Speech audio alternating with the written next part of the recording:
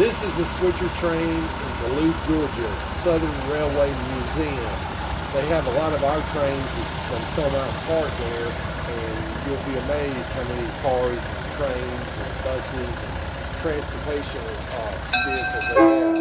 Please subscribe to my YouTube channel, James Tingely 222, and please follow me on TikTok at James. That's your Southern Railway switcher car from Duluth. Taking the cars back, switching them off the rails, just taking them around. You can take a good long ride with them. They got a little miniature train you can ride out there. It is awesome out there.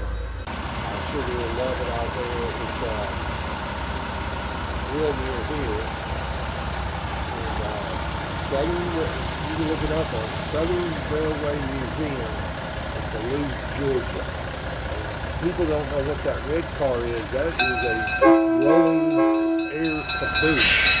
And the cabooses used to, when you used to ride the very back of it, I guess just watch the whole time.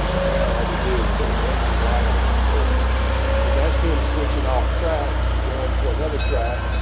That's amazing how a train can, knock the rail off the track like that. Thank y'all for watching. I appreciate it. Y'all need to go visit this in person. Thank you.